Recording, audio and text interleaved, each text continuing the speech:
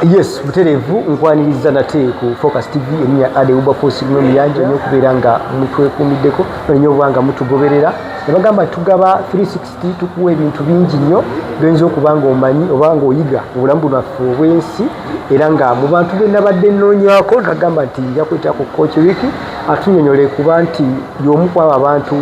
benzikiririzaamu abakola ekintu with passion ate era nga bali professional mu kyo omukulu ono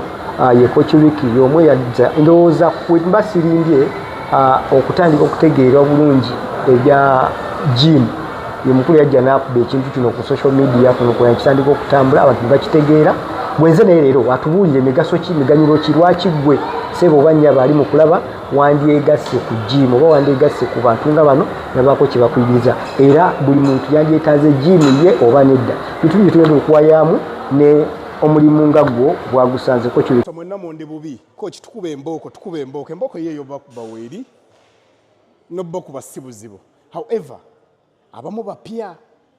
kati abamu bakamanya bakatandika okumanya ku Mortgage Generations bulijjo ze twali tukola kweri account yaffe enkadde kati following eno page eno video giraikinge tugenda manya lwaki tugejja nga sinaba kuba mboko kuba bwe ntandika mba ngenda bakuba kati abamu bajjaga Coach otukubira ki lwaki otugoba ku mmere eno video y'abapya nammwe abakadde abatamanyi lwaki twatuuka okukwata emboko ayi amanyi temuwulira ekisooka tugenda mumanya why are you fat lwaki oli musava obusava nkitwalidde wamu ne weight ejja kuza abasinga kuffe weight ejja si maso gaba masavu ge gatwereetako obuzibu in other words tugenda mumanya lwaki oli munene si muzito ebyo bintu bibiri byawukana katugenda mumanya lwaki oli musava oba lwaki otaddeko weight eyo ey'amasavu amangi kozinga weight eyo eva mu maso noyongerako weight ng'evudde mu maso it would be healthy weight ne weight eyo bw'eva mu masavu teba healthy katugenda mumanya lwaki oli musava ekisooka genetics mama munene tata munene jajja azaala mama munene nga kiri waka sebo nkwaliriza ensaliso bbala obulamu bugamba ki amusibubi nange nsobola otuuka nga omukono gulinga bwe natandika nali bubi nnyo okusingako so tewali atakyuka kitegeeza oli bulungi nnyo okusingira bwe nalinze yesewo kuba omukono gulimu egyange endowooza nga ena omukono bwe tukola mukole so wotandikira naawe esewo kibuuza ku bantu abalabi ba Focus TV abalabi ba Focus TV mwenna nsanyusa okuba ndi ku ntembe zammwe amanya nze Coach Rickie Coach Rickie lye bamanyidde eri oku screen erya content Coach Rickie ow'emboko Coach Rickie ow'emmere Coach Rickie wa Joel gwe namanya mugampadde naye nga amanya gange agali ku Nagamuntu ne musajja mulangira Mawanda Frederick nga neddira Mpologoma ngesaawa eno abasinga bandabyeko majimu ag'enjawulo bandabyeko mu kibuga nga Jinja buli wamu ntabaddewo alaba akitegeere nti saawa zino oli Kajjansi tutinye olugendo sebo dutuuse e Kajjansi ndi Kajjansi ku jimu esingamu essaawa eno mu ggwanga kati kankusese nkubi esimu atogikwata ng'olina by'okola naye ŋŋambye muno mu Kajjansi mutakuba mulimu jimu egi gakasotuuka actually ku ntebe road kati nebobuuza jimu ya Coach Rickie bonna bagimanyi era nfumbiza omwana ali ku boda ali ku main nemugamba Coach Rickie mumusanga nagamba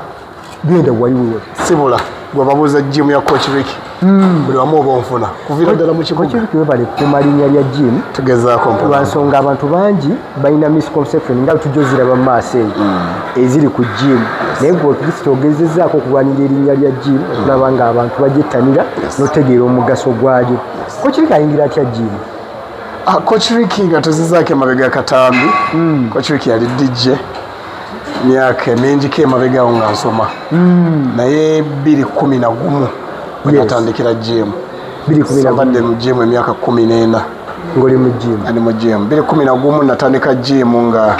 kyanyengeza jimu byalira bintu bya relationship omanyi bagamba broken hearts ze zisinga mu gym kati ffe yali ensonga muwala akucaye weraba oli katono nnyo wenyoomo gamba oba musajja amututte Abdul amututte alina omubiri natandika gym yali amututte yalinamu omubiri kyekyatujjira omusajja alabika bulungi kati nze nalira roommate wange bali omuyita Devi nga tuli ku campus enakawa nga ye agendako mu gym naye teyalina actually ndowooza omubiri mwalimu enkala nga ye agendayo genda yagifula routine naddaye ng'akola akabiri ke kati nze ni munene nnyo ku bwe yali naye yaŋŋamba Rickie okusinga okubeera wanne waka lwaki tetugenda ffenna olwo nga n'ekyayi bammenya omutima ndi waka sirina kaddako n'ekyayi sikyakola nangamba tugende nga ffenna nali mbeerawo kitintale nangamba tugende nga ffenna wali mu kajimu kitintale awo ne kajimu kakyaliwaawo opposite akatale k'ekitintale kati awe twagenda ne tutuula kati nga nze ngenda osagenda okukuba byuma ng'ogenda kulaba bagenze kiringa tugenda ne tubeera mu bibuuzi ogenda kulaba bali mu gym mperekera Devi tubeera mu biboozi nawe wayita weeks nga 2-3 bakulu bangawo baroni begesa waliwo abasajja balinga banene nnyo mu gym obasitula ebyuma bizito nga mbeeramu n'entya musajja akuza kilo weziti musajja alina ekifuba kikomeeri emikono gikomeeri sabebe naga kilo 52 ndi mutono nnyo kati nga nze bantiisa nanga kyava lwali aŋŋamba ekifo ky'okujja ne n'otumalira obudde n'otunyumiikiriza nawe tandika okugiragira wegezeemu kati nze ne bantandisa ebyuma nga baŋŋamba ekifo ky'okubeerawo tutandike ne push up kati nga tunyumya bwe tunywa obuugi nga bwe tukuba push up tebanteeka ku byuma bwe tunyumya bwe tukuba emboozi ne nkuba push up kumbe bali mu kuzimba olwo nga nze bali mu kunzimba kati nze wamala ebbanga ttono mwezi nga gumu 2 olwo ntandika okufiiringa ne Devi bw'aba taliiko neetwalayo otandisa ofuna ekinyegenyege kati ate kyantwalangayo senti ngende nankuba ebyuma wabula kati nzimbye famire awo era olweggulo manya chill sport yange ngendako ku gym ne tunyumya emboozi vayo okubeera obupushas bo 2 naye nga mubadde mu mboozi ekifo ky'okudda ewaka this is how I started my fitness journey tandika mpolampola bayigisa ne bankwata mu baloni aba bangi ab'omu gym ab'emutungo ng'ogendayo ne batandika okummanya kati ate ebiseera ebyo nga bandaba ne mumabala kuba nali DJ kati nga mbeera nabo mu mabala ekiro olweggulo ne mpitawaawo ne tukubakubamuuko ekyo ne tugenda eyo mu pati so I built a family nentandika okuzimba gym nentandika okwagala gym nentandika fitness okumaliriza maze campus omulimu gwawe gwasooka nakola gym kyewagendangamu ngaokoijalabya kawungezi kange kange nenkamaleko eyo campus nali nakola ITS nze nali specializinzemu nali mpasuwinzi olwamaliriza nza tebantwala jinja nga kyekintwala bakama bange actually buli bwe mbogerako mbasaamu ekitiibwa Haji Abdul Haji Nassa cabinet nene bali bakama bomuki mukimu nebampa omukisa kati jinja kati olowooza maliriza campus mwaka gumu olw'okwagala okwekyusa kuba twali tukuba push-ups ezo nantandika olaba nga nkyusa ekifuba otandisa okiraba kazizeemu kalayini it is a process natungako mu ndabirwamu nga sinaba nagejje olaba ofunye kalayini wano tandisa olaba omukono guzzeeko omusuwa wano nentandika okyagala kati mukyagala nze nentandika okyeyigiriza kati nentandika okisoma nnyo senti ngenze mu ssomero wabula obeera awo bintu bya miribiri byolaba olaba bakola obunyama ku social media olaba bakola ebintu ku masimu ku video ate balaba nga obirabanyira ebikuleetera etandika obbikuwa kati nga byembeerako byensoma byembeerako nentandika okufuna knowledge emala omulimu gwawe gwasooka gwe nafuna ejjinja aba tuyita okukola interview nze nga nze sifunangako na certificate simanyi kino bisoma babisoma nga gumanya muntu agenda bugenzi n'obikubamu wali n'abasajja bambuuzanga ebibuuzo nga ate bebambuuza nze bulijjo byensoma byendaba ku podcast nze byembaddamu bwe mbayigiriza ne bampawo try ya mwezi nga gumu ne balaba ate nga ndi experienced nnyo mwezi olowooza mbibaddemu nnyo olwalaavu eri gye napiiking so ne bampa omulimu gwawe era omulimu gwawe gwasooka nakolera okala fast jinja nga gunsasula nnyo awo natandikira obyagala ne mmanya birimu ssente nti gwansasula nnyo n'okusinga bakyali be nasoma nabo ku campus emirimu gye baali bafunye kuba baali bafunye batandika okukolayo mu buduuka mu zaakedi mu library biki mu kuzimba software website nga bafunayo obugigi obutono ate nga sente zange zenfuna ku gym nnyingiko okusinga bali abali mu nemmanya kati wano wewali omulamu saddiriza okuva ku olwo kitegeeza ko kitwa okuva ku campus gwe omulimu gwasooka ogezaako gwe guno era nakati bw'ovuga myaka 14 badde mu fitness. Of course okugezezaako ewalala n'ogattako ko side gig ya photography, ngezezaako management, ebiwe bityo, naye era nzirayo ku fitness. Buli kyenkola nzira mu fitness, buli kyenkola. Buli kyogenda n'ogira nodda era yewaka. Kati nze nakitwala ekyo kyekyali kyensinga omumanya kyensinga. This is your call. Yeah, kyensinga okwagala okukola. I would do it for free. Yes. Obudde kwita naddamu waayo endi eno gulu nenjagala kutegereka gym kange kakole buli kintu. I would do it for free. Anything engaging fitness. Wendi misinde buli kimu gym be marathon simanya kuyamba banozi bano kusala mibiri, anything I'm always engaged. Kyekyanze kyekinyumira. Coach Rickie, like any other business, ebintu byetukola mubaamuko some nkokola bukiye challenges zibaamu. Gwe nga gwe Coach Rickie mulimu guno gusaaza otya sofa? Kwanza omubiri tegumusiza bubi, sijja gamba gumusiza bulungi nnyo. Nzinga bw'ogambye mubaamuko obstacles ezimu, challenges nyingi mu buli kimu, mu buli lugendo lubaamuko bagita misinzi, mubaamuko ebikwatirira. Tosobola tambula nga ate kisoboka, olikaweweevu tekisoboka. Naye obuzibu obumu bwe tusinza ofuna, nze nga nze bwe nfunye ne baganda bange abamu bwe bafunye n'abalala bwe bagenda ofuna maaso okuba kati ffe tuli mu kikyusaamu. Ye misconception eri abaasookawo gye baleeta bakooki bakanyama batutabika nnyo bakooki ne bakanyama babawunsa abantu tukuze mu society yaffe tukuze tetumanyi kooki na bawunsa ate byonna tukuze tumanyi nti omuntu azimbako kakabiri bwe kati bawunsa ali violent, alina okuba nga alwana, alina okuba nga alimu obubbi, munyakuzi,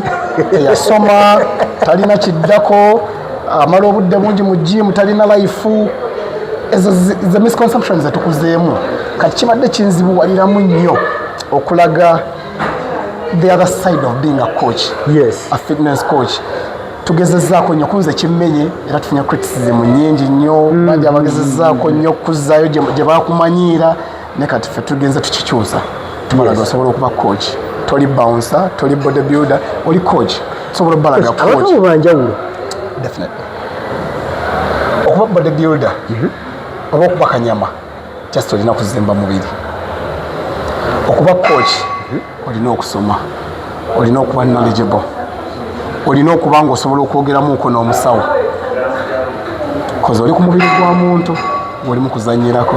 Kati nze siri kanyama ye, it's about him,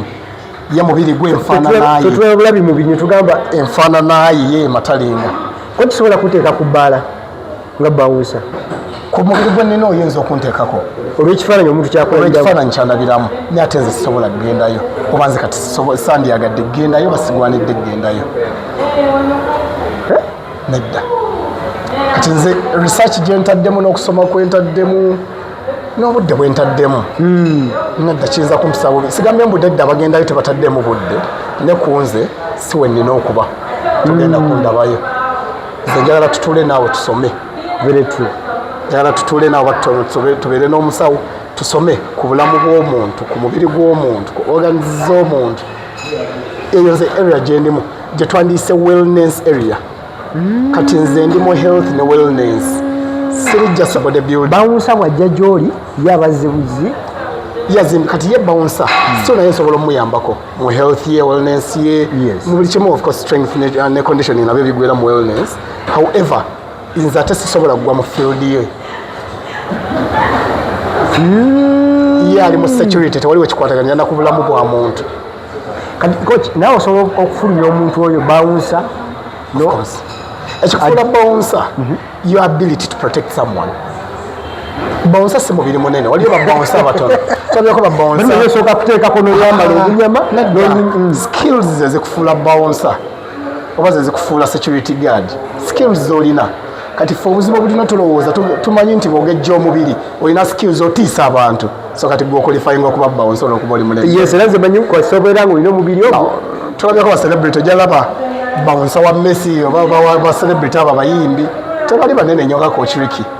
but they have skills ezisobola protecting oyo omuntu waabwe. naffe just wano tukitaddewo nti olina obba omunene okuba bouncer so bwekiba nti kyakugejja kyakuzimba mifumbi kugejja osobola okuyambako n'ozimba emifumbi sivuddeyo oba ogifuula bouncer oba ogenda ku stage ku practicinga gwekyokuziimba okimaze wamanyi kyogenda okukozesa ogenda ku mulyango oba ogenda ku stage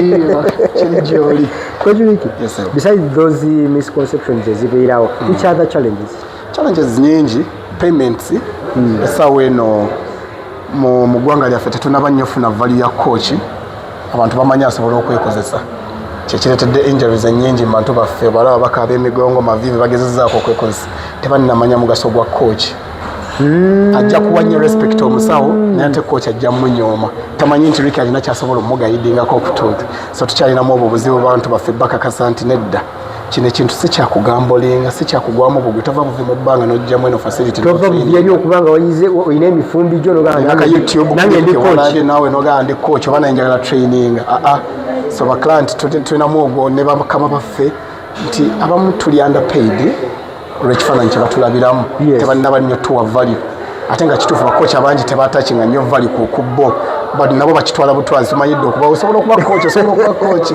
it's been a challenge eriffe naddala batwala omulimu guno seriously nti otuuka no negotiatinga ne bakama baffe oba n'ebitongole ebinene kubaka tutuniramuko projects ezimu nga nnene noyagala otwene n'abasajja abanene ng'obalaga value ya coach era sitira abamu tebagiraba bakyabatwalanga just ba coach so nayo challenge eri awo challenge endala maybe bwekijja mu byensoma byensoma nabyo challenge nnene otunuliramuko nti omwana bw'aba atandise kusoma kiyinza omuzibuwalira tetulina nnyo resources ezo zansoboseza kuba bakochi otunulira abasawo ojjawulira nursing school eri ojjawulira simanya ey'abasajja ni wano obuntu obutono nga tonna banatuuka eri ku degree level the certificates obwo obutono bwe babawa feno mu coaching kizibu togenda bufuna tewali wetugamba nti munaye osobola okugenda wano ayagala okuba coach asobola okwakayalingira wano knowledge kizibu bano ojja musanga yeetaaga agenda Kyambogo genda mu sport science oba Makerere oba sindi ng'agenze ku online of which online wano ffe tukyadevelopinga eyo system tota abaana abali eri mu byalo bakochi tebannaba nnyo kutuuka nti basobola okusomera ku online naffe olaba abali eno waggulu abamu tebasobola kusomera ku online challenge ekyaliwo tetulina nnyo resources ezo oba facilities ezo zisobola tuyambako ku improving oba kubetalinga mulimu gwaffe then challenge endala abamu ze batera twatachingako baclients baffe oli mu mulimu gw'okola kufunyawo baclients balina intentions endala abamu bazenga ekibaleese biruubirwa birala but those are minors we can go about those butono I wouldn't say it was a challenge back then nga tonnaba kumanya how you can handle particular clients mukwata ntya ono bajja bwati muyisa ntya but now with the experience I have it's a challenge kuba client kuba fellow coaches abamu challenge era abamu obalaba tebasobodde vaayo olw'ebyo embeera ezo tebamanyi bwebehandling nga tebamanyi bwebakwata baclients abazze nga tebalina bigendererwa ebyo byebalina kuba nabo Coach Rickie olugendo lukusula luteeka jansi kwanza siwe nkumanyidde nkoleddeko wangi naye abantu abasinga okumanya nga sinaba nakuba ku tiktok yesinze ositula Rickie tiktok yesinze okujjayo eri erinnya naye nemabega mu industry nali gyendi emabega nankolera nnyo waliwo gym gye basinga otumanyirako eya University of Pain yazimba nnyo batandise bakanyama by then yatuguluminga nnyo yatukuŋŋaanya nnyo yali awo Kampala Old Tax Park eya Kedi yali wagumole yali wagula yazimba nnyo bangi abayitirawo nga nze omu ku baaliko era abaali ku mwanjo awe nava nengendako mu gym ez'enjawulo nnyingi nkoleddeko Kawempe nkoleddeko Nalukolongo nkoleddeko Jinja nkoleddeko Muyenga kati awo tiktok Kabalagala awo tiktok weyajjira tiktok ejja etya nali Kabalagala mu gym atuvudde mu covid nfunyewo gym gye nfunye nengenda ku gym eri awo Kabalagala by then olwengeri nze gye nkola ojja kumanya nti Rickie mwali mu room muno bw'otuuka mu kitundu presence y'abantu ojja mmanya naye kajja nswala bajja kukugamba Rickie baba mwali bajja mumanya mwali mu gym ate mu buli gym gye mbaamu ne bogenda awo gye mbaddeko bajja mmanya Rickie mwali nkola nnyo era mukola kwange nnyo mu myezi ng'ena bwe nali nabo registeringa namba ennene aba personal clients abeetaga personal training but then natuukanga namba nnene sisobola gisavinga baclients abamu ne batandika okuneekutulako kubanga tokyalina time eyo emala koki tokyatuwa budde koki wiki okyusa tokyatuwa budde nze kunze kyannuma yes business wise abantu barecruiting abakyajja abantu baregisteringa naye tokyabawa same service gye wali obawa kunze kyali kinnumiriza so nalina kyaliwo bamwita Sharif ali awo ka ensambya ate Sharif atya nenkola tiktok nga asobola oyigiriza abantu bano batasobodde kujja nga basobola ogenda ku page yange wasinzira ku namba eno eyayaana gy'otawa budde bumala naye lwaki sikulyetingawo ekintu ekya kati nze ne ku tiktok ogitandika nga simanyi nti obe navigatinga viral naye nga nze kyenjagala nteekeko content nti bano be nali nkola nabo abali ewaka nga tebazze waka nga tazze asobola okugijjako tali wa Sharifu nangamba kikola era teyampakanyamu nangamba kikola so netandika okukwata bu content kwata bu video nensomesa kino bw'osoma kino bw'onoonyereza ku kiri bw'obagamba kino bw'obasomesa kiri mu myezi ena nali nvudde mu 2,000 ez'abafuula nga nina emitwalo 8 mu myezi ena nga nina emitwalo 8 ng'abantu bagoberera reactions mu comments kati ate nali nkolera bano bantu bali waka olw'ennamba gye nalina ennene ate ennamba neyeeyongera nnyo ng'abantu bajjako balagala banoonyaze gye wali weewali ogamba kanjigendeze nga liwa content nekitabuka ate n'opikampike nekitabuka abantu ku gym ne bajja nga bangi nga banoonyanze of course abantu yo gym yandibadde naye nga abantu babeera baagala touch ya Rickie waŋŋambe kino Coach Rickie njagala njogere naawe ku kino ne bw'oba omuwadde muntu mulala wulira nga tafuna touch ya Coach Rickie kye natuuka ku gym okwo ne neekutulako nga sikyali ku salary ntandika okuba nga nkola personal training naye nga nkyagikolera mu kifo kyekimu nemba nga nze nkuŋŋaanya abantu bange nga nfuna abantu bangi mbeera all day bavaawo olweggulo then awo gye nava ekyaviiraku ekyo bakama bange abaga lwaki ate neekutudde lwaki ndiro ekitegeera lwawo mirimu olwobanga koza mulimu mulala mugwa boss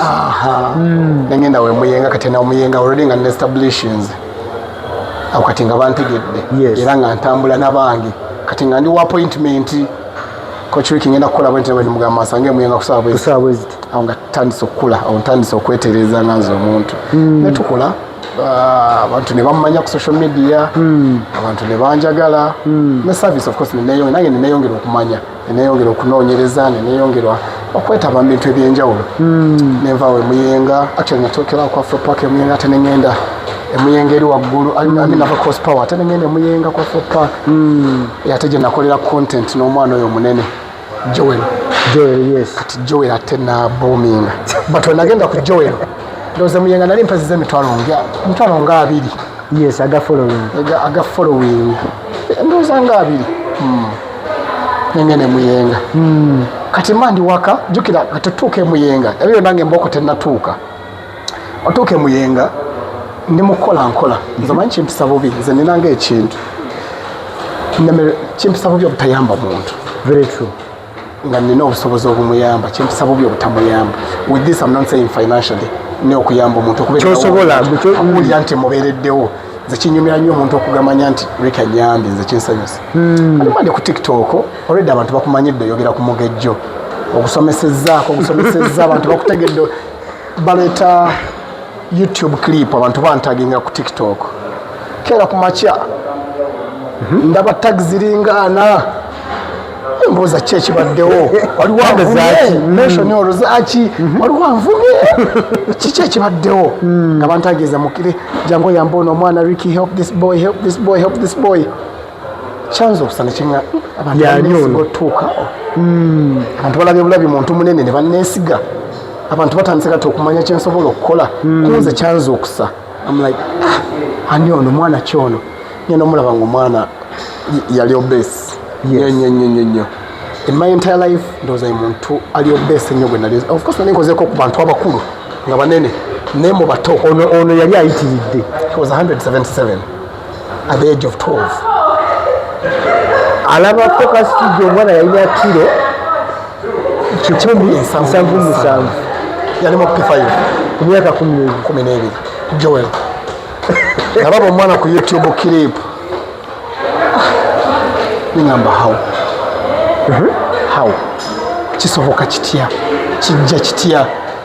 I was first okubira mama we sayina kubira ku YouTube ku channel gwe najirabako namukubira namusaba simu ya mama we nekubira mama oyo omwana namuganja alaba oyo omwana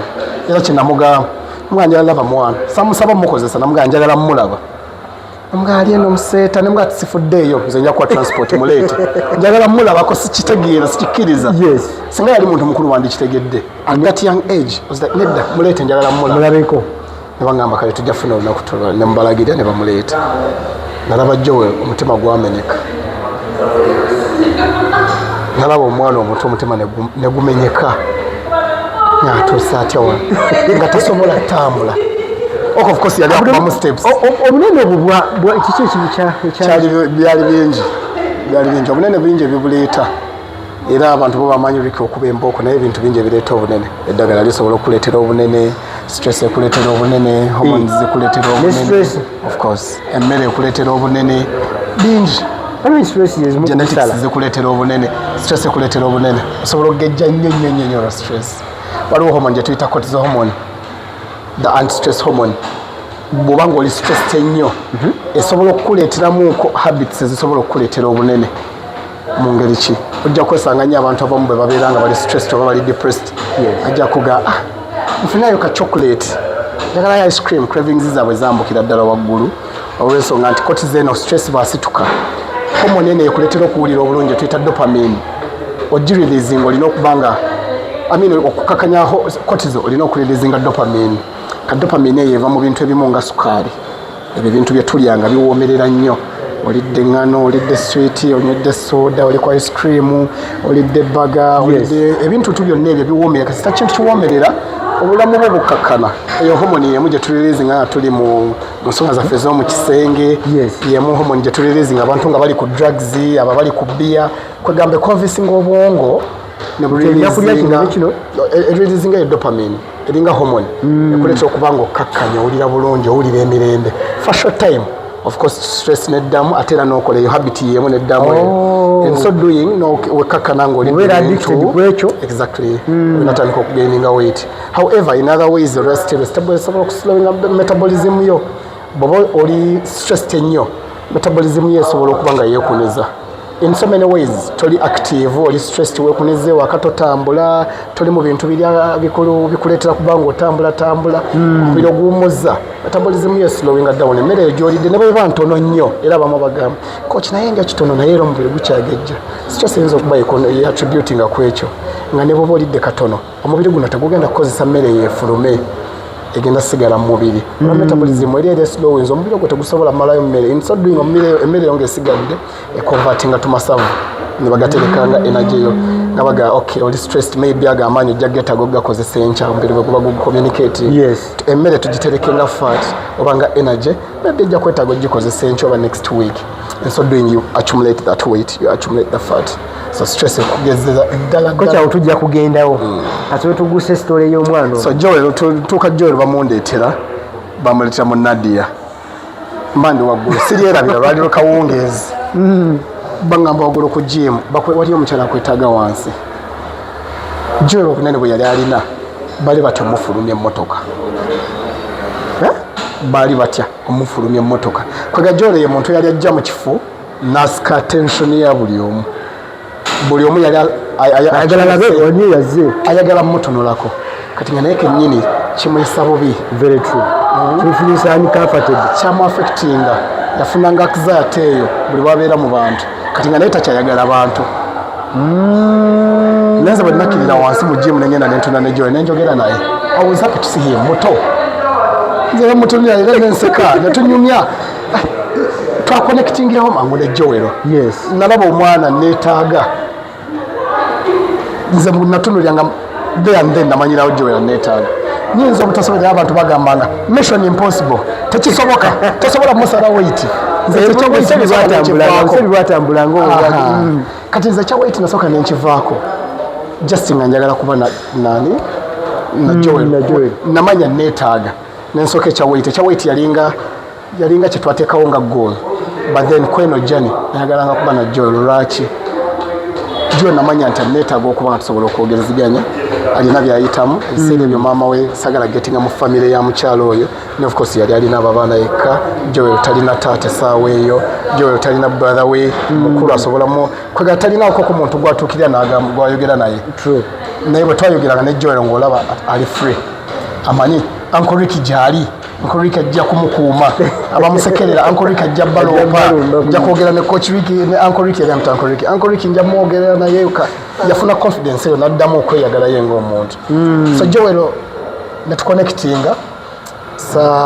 unfortunately nali naye ebbanga ttono nnyo zaali weeks 3 era lwali lugendo luzibu lwakuba kati abantu banino nga bambuuza ku Joel era abamu babuuzanga Joel yalagawa Joel yakulema Joel waddawo wamukozesa n'omusuula abantu sabagamba nga story ntuufu but I had to pay for transport ya Joel nga bamujja sete olumu nga nze abawa transport era mbali nakubuuza wali emabega nti wakikolwanga otya okubanga ava eri mpaka ng'olumu transport kati maama we yatuuka n'agamba Rickie tetulina mafuta nemugamba Magi omukyala Magi omwana muleeti tujja yiiye nga Joel simujjako yadde ekikumi saabasaba ssente saakola ki nayagala just connecting ne Joel nga it's not even part of the content abantu abamu ne balowooza nga content naye clips nyingi ate ze nakola ne Joel ate ze sapostinga content mungi nakwata content mungi naye nga samposting saayagalanga nnyo okozesa Joel nga content wabula nayagala documentinga Jani that's it yes maybe a clip progress oba nedda clip kamu mu lunaku oba clip kamu mu nnaku 3 or keeping up with a Jani singa kyali kyakukola content na Joel nandetaddeyo kuba zaalinga nnyingi very true nga tulikodinga bingi naye nga era nga bagamba Rickie page ekula nkozesa okukisa amagana nedda kijja kuba kyabuliyakuzimba page kijja kuba kyabulyako okukozesa this innocent boy okutambuza page nalinanga bakyali bangawo ba beach board basam Rickie page etambula video yakubya akakadde then you look at all these videos zosigaza musimu noga wanteekeyo you're like nedda nzijukira waliwo video emu gye nateekayo ekyo sawa nga 2 nali nnyomba ne mama w'omwana nawulira obusungu yamuleeta late then all of a sudden Sam yali akwata content ye yali akwata essimu nengiposting mu dakiika zodooza zalinga 12 ngalinga mitwalo 10 video edduka emisingi naye mweyo video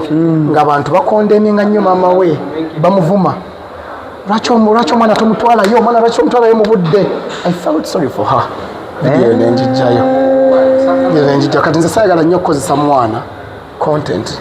wabula nayagalanga nnyo maybe oba updatingayoko lumu oba teekateekayoko mpola bamanye nti gyali so Joel natambula naye weeks 3 ne bamusaba emmengo mu ofisi ya maama Nabagereka nga bapleginze bajja muyambako ku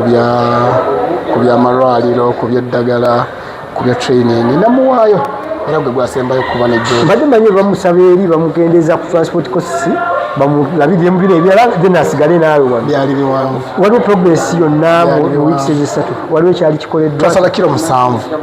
mu weeks esatu kitegeeza progress yaliwo singa yali alina maafu Joel we yaviirawo kati kwafa paka ne mu compound atambula nga tukola genetic energy wise nga tandise okubanga yeefiiringa atambula bulungi atandise okweyagala ne mu ssomero atandise okukola emikwano kati emikwano egyali gimubulinga maybe batandise omwagala anti yali afuuse celebrity they want to be around him, they encourage him. Yali transforming obulamu bwe all aspects of life yali yeeyagala sina mu weight loss yokka kuba weight loss yo twali tusaze nga tutambula bulungi atena olwo ne documentinga ne mutwala kwayo ekike mu ddwaliro ne mbalaga abantu ne tupima nga yakasala 7 kuba ebyange byalinga bya numbers njagala abantu bamanye nti kituufu asala naye ne mutwala emmengo bamutwala emmengo ne bitabuka era sigenda byogerako story yo ne bamuzzeeri ne bamuzeeno ne bamukozesa kiri Sawa ndio akaseera okuwuliza kikyali. Nayogerako naye I think 3 months back. No, 2 months back. Ya mukono yoro nagenda yoko. Mama we nalaba ku status nga ne mukono. Nankubirako bambi namundeta ne mulabako. Joel era bali bangi bali bangamba. Rickie ononye Joel muddemu mwogere. Ononye Joel omukomyewo. Naye nze ne Joel babiwanvu yamu Mengo. Nebabisaamu ne balooya nga batalina kuddamu kulabikira mu public. Of course ebintu byabwe bali bakola byali biwanvu omukozesamu ebintu bingi naye ebinemberekeeyo. So story yange joli yavaako netambuza abantu ne bantegeera abantu ne bammanya. Then joli naavaawo awo embooko nejja Rickie akwata embooko Rickie wa kibooko tolya kemboko kavaawako kata kemboko nali ku Afro Park era bino ebintu byolaba komenti no reply nga nzo banjagala nnyo bintu bya kusomesa. So tusomesa nolaba komenti olina okwebuuzaako ko kibanja kino nekino nokotinga eyo komenti n'omuddamu olwo komenti yajja ku Afro Park nogamba kuzanya naye no tali serious ebbanga lyasomesezza era kino kyakimbuuza waliyo emiti ku Afro Park tugikozesa stretches back stretches tukola rotations ezo kyanzijira bugizi paye embooko tyo naye ngenda kukuba mukube ono ye tayiga ono ye tagenda kuyiga nenkwata embooko byombuuza bikyebyo byolya vidiyo netambula abantu batali mu komenti obo manyini kuba nono mukube yakikoze nono mukube kati wekyajjira yetatudde sarcastic naye nga kirinamuko content atalimu so tekyali kyakuba mbooko nti kukuvoola muntu oba kukakanya muntu wabula wamukubanga mu mbeera eringa esomesa na sarcastic we teekamu comedy mu approach yali era nalina okuba nnyo very careful. Waliwo ne time yatuuka omuntu alina ayinza okuba ku template alina byali alaga kochi batukanga nga bantya Coach Rickie wembo n'amasomero waliwo essomero lyaŋŋamba kati abaana tubaleetera Coach Rickie kati jatuuka Coach Rickie buli muwaali ow'embooko ajja kukuba embooko kendeeza emmere eyo embooko netutumuka embooko nesituka embooko nekwatiramu n'abanene olwo nakubako omusumba awo tewali gwe saakuba banga bangi naye nga of course nga bwe nkugambye saabakuba nti mbavoola actually kyekyanjagazanga ennyo nga bayinza n'okugamba kuba ne minisita gundi kuba noono era nga mbaleeta bo banga abakuba naye nga abantu bakiyigiramu baseka bwe bayiga Coach Rickie lwakyangambe nkendeze chapati eyo ankwatidde embooko lwakyangambe plate eyo nnene lwakyasomesa portion control kyagambe ekyo calorie deficit kitegeeza kikyayogera so mwagirangamu okusoma naye nga kujjidde ina comedy way comic way sarcastic way nekitambula abantu ne bakyagala. Mbooko nekula nenva ku Afro Park ate ne bandaba mukulu Haji Amisi ng'ayise mu Haji Yasini ne bampita ngenda ku Hamu nenkolera ku Hamu omwaka nga gumu n'emyezi egiwerako awo nakivuba ate nayo neewuuma kati ate awo jimu yenakiyo ku Hamu ate nga buli omu gy'amanyi Hamu ku jimu ku Hamu nga buli wengenda kochi wa Hamu buli wamu erinnya nalyo nerikwatira awo paka wentuuse ate nenzire nekajja kyekibawula ne Haji mwangu ago mwaka gumu n'ekitundu teguba mangu ago mba nkoleddetugee tutya kyekyakujja wa Haji oba ngamba kale kyeki lwaki wave wa Haji maybe that would be the right phrase tewali Haji family ddala kati ate Haji Amisi ate nnyo basi nnyo kuba ye Haji Amisi yes mukama wange era emboozi yakomanga zambirimu Haji Yasini ya mukulu wange Yasini mukulu wa Hamu yandibadde sagala yingira nnyo mu family tugambe kale ali mu family ya Hamu wa muganda wa Haji Amisi kati Haji Yasini ate ye muganda wange nnyo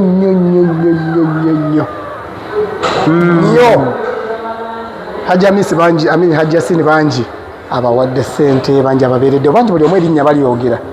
nenze nali wawaka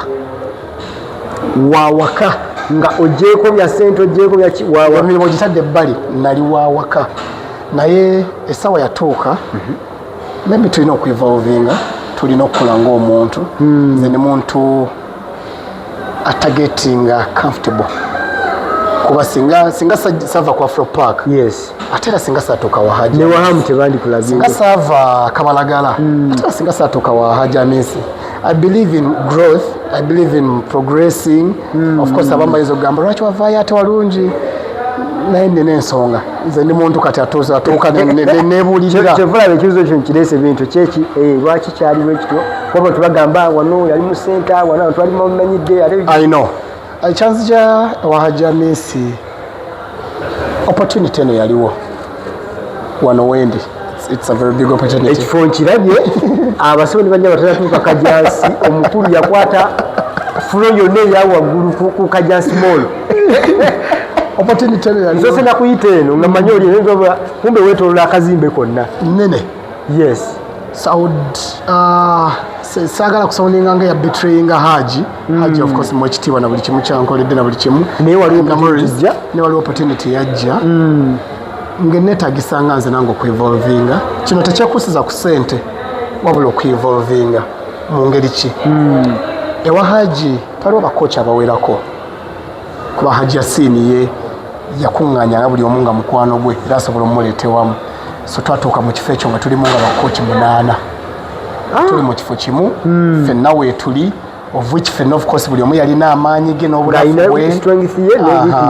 naye nga mu decision making ndowooza mwalimu collision nyingi olw'ensonga amanyi bagamba amaanyi amamesa amangi that's the right say tegeesimira bunnya. So twatuukanga nga ffenna tutuuka nga tuli awo tewali agenda yigira ku munne tewali kipya tewali tewali awabula buli omu alaba munene wa munne kitegeera. Ate nga omwezi guggwa Haji n'akuwa ssente kuba ye yali atuwa ssente era mu byakujja ewa Haji tosobola kwogera ku kya ssente. Haji bwe musanga mwebaze mga Haji ate era nakati mugamba Haji neetaaga kino sagala kwokya sobola okugenda ku ofiisi wa Haji Yasini nga Haji neetaaga kino nekiri eri kyali ku personal growth tekyali era saagala abantu baleme kiteekawo waveewa Haji Yasini simanya kino kyalinga nze omuntu nti waliwo big opportunity gye weetaagamuuko gwe nga gwe okwengagingiramu nga kinyambako nga nze mu skills zange mutya essaawa eno bwe mba nga jimu eno yonna eri mikono gyange kirinamu we kinteeka waliwo kikyali kitanteeka wali mwaliwo naye nga tolina that wali ffenna twaliwo of course gwe head coach naye no amaanyi go gali mu kucoachinga abantu kitegeera togenda kwetaba nnyo mu decision making togenda kwetaba nnyo mu bintu ebirala so nali a bit limited olaba tokozesa resources zonna zimalayo nawuliramuko nti nkyalinamu muwonza ekintu kyenkyasobola okukola njigiriza abantu bapizi nkooye abantu mbawadde exercise nkooye essaawa eno kati ndi mu decision making each and everything that happens in here kirinava ku mutwe gwa Rickie each and everything so kinjigiriza mu skills ez'enjawulo mu communicatinga mu managinga kikuwa challenge nnyo okwechallenginga exactly nze nganze abamu ntera okubeerako ku live saa 9 gwakine banga Rickie okyali ku gym saa 9 saa 10 nobaga kino nakyeyitira this is my calling kino kyenjagala cause kin keeping on my toes kyakipya kikyenetaaga okukola kyenetaaga okubanga mbulamuuko ekitali eri so ekyanzija eri si nti oba waliwo obuzibu just Rickie yatuuka n'agamba maybe kangeziseko skills zange wano ewalala and overall tukyali bulungi nze kunze zinyambe kochi mweyo yennyini transition eyajjironi obuzeemuko ku mitimbagano what happened ekisooka bwe nava eri page eri yasinga otambula ennyo bagibaninga TikTok yagibaninga page eyo nevaawo kati tutuuse mu following etya nali 68 nali ngenda 7,000 that was too much I think it's okay abantu bababaninze bali kubukadde era abantu abasinga bansaasiranga kochi ngolaje I'm like bro kikyoyogerako abantu bababaninze balina obukadde buna 5 eki nakola appeal yali emu abantu banga neddo sobola okukola endala I felt like that's still wasting the impact yange ku ground yaliwo kochi account kyo kigireetera okukola ki okugibaninga abantu abamu bagiropa abalala maybe osobola okukola violation gyotamanyi very true osobola okukola violation nali kuteeka video nenkateeka nga ndaba ne bannange bakataddeyo same parts naye akange ne bakajjayo community guidelines bakikola kisa waliwo emitendera maybe TikTok gyeyisamu oba social media platforms endala okusengeka content waabwe so ndowooza naye kati nze kunze engeri gye nali nandudde aspostinga ndowooza page balopandoope because waliwo okwobuzi bwawo bwaliwo bwesaagala kuddamu awo naye nevaawo kati ate weyaviirawo nga ndi mu transition ekola wano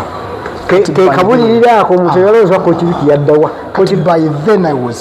super busy very true because that's when natambulamu nagenda ku South Africa nakomawo nengende Nairobi ate ebiseera ebyo nga ni mu kusetinga kino kifo olina okikwasaganya abakozi olina okukwasaganya ebyuma maintenance okudrawinga structures wetugenda otambulira olina okubeerawo abantu bangi bajja lwa Coach Rickie yaguddewo jimu empya Coach Rickie tosobola wummula ng'olina okubeerawo buli omu ayagala tutuukira ku Coach Rickie nakati kikyaliwo buli omu ayagala yeno jimu ya Coach Rickie era obalaba wali eri nga basasula abapya Coach Rickie mwali kirabika ojotereka ekifaananyi wali wetukyamira abasinga bagamba ku bbaano lwaki sigwe wagendako lwaki oteekako abazungu lwaki sigwe aliko bagamba katole bwe ndivaawo temulijja teekole so Coach Rickie nga ye omuntu gwe baagala olaba mu facility ate nange kindeetera okuba nti sikitwala for granted era sikyakweraga naye nina okubeerawo mbasaavingi bavudde wala buli omu avudde wala abeerewo olina okubeerawo nsi olwaki nabeeranga wano n'otuuka n'okoowa nga tolina budde bwa content oyagala kuwummula oyagala kwebaka olina kukola nnyo so nentuuka nembuliriramu namabegakawo mbadde nkomyewo kate mbadde yeewambidde ddala takyala nakomawo ate bamukudda kati mukudda mu wiiki emu n'ennaku zaali 3 nali nkomeza emitwalo 3 alina ennaku 2 twali tukomyewo mitwalo 3 kati ate kola ate nafuniramu olugendo nengendako China aterawo exibiri kati nakadde nakomyewo last weekend nakomawo lwakuba Coach Rickie mu transition gye wakolaawo n'akasiriikiriraako bingi ebadde byogerwa naddala ku kino ekyabantu bakuba embooko omwana oli gwe waleeta ate naye naba n'abulawo ne bajja ne bavaayo abantu ne bagamba nti body defaming abantu ab'enjawulo era kiraka kyaviiridde nako okusooka omukulu okuzikiramu shutdown yalika evudde ku ekyo ekigambo kya body shaming abasinga tebakimanyi bakikozesa bukyamu abantu kasita I know kati nze nkozeko ku bantu abanene baclients bange abasinga overweight benina kozi nze specializing nnyo mu kusala weight abasinga webantegerera bawe bamanyidde naye kyensinza okuyiga tewali muntu ayagala mugambako ku weight neba obagwe the moment gyakugana naye olubuto olwo muli awuliramu ng'oli attacked ekisajja kinjagazaki mubiri gugwomugambako buli lunaku wongeza njogeza ku lubuto lwe bwe nti agenda kunkyawo agenda kuŋa naye gwe olyogerako ngani lwaki olumba omubiri gwange why you body shaming me kati tubadde tunomalizinze nnyo abantu mu society zaffe ogejja nti wali abagambako ffenna nga tuteekya ekintu kya body shaming abajja kuŋŋamba body shaming okubode sheminga kwe kutuuka Samike ne mugamba ekibuto ekyo kiringa ensawo y'amanda ekibuto kikulinga kino laba omubiri olinga kino yena ina shape tolina shape lwaki ofaanana bwoti yo body shaming them bwezija nokugaa Samike olubuto lusobola okuyambako ne tulusala I'm not body shaming you I'm actually concerned in other words tekikola mu muswazo bamunyomoola body shaming okireeta inawe ng'oinsulting omuntu kati nze teyali approach yange yensonga lwaki clientele yange esinga banene abasinga okungoberera banene ne ku TikTok kati baklansi bange abasinga bano okujja nga basanyufu nga bonna banene era tumanyi okubeerawo ne tukola fani nga yakayingira jja munene nnyo naye tonkuba coach nereese leero nereese sigenda kuddamu kulya tonkuba nze nakola approach eri friendly cause nkimanyi ebintu ebitriggering ennyo abantu ebiri sensitive weight dini color ne tribes ebyo ebintu bina tomala galumba muntu tomala googera ku kabira kala y'omuntu gireke weight y'omuntu gireke ne nakyekya tribe color religion ne weight bigenda mu mpola tomala galumba abantu bayinza okukootinga obubi abazina kati ennaku zino ebyobufuzi babitaddewo naye ebyobufuzi buli omu asobola okubyogerako nabyo bitriggeringa nnyo abantu politics atriggeringa nnyo nayo kati nzeyo siriyo naye kuwait I know how hard it hits you omuntu okugamba nti Rickie oli munene Rickie ogezze tekinyuma nkimanyi naye tewali omuntu asobola okugamba ne Rickie oyongeddeko nno ka weight naye oba watya n'okola kino kayinza okuyamba nkitegeera that was my approach nga ntunuulidde bantu abagayininze nga tebamanyi lwaki bagayininze abamu bamanyi lwaki bagayininze abantu abamu bakimanyi wakatusiba ku crisps waka fridge mama ya stocking ebyokulya junk waali bakimanyi naye waliwo abantu abamu abalinayebuuza naye lwaki ngeze naye lwaki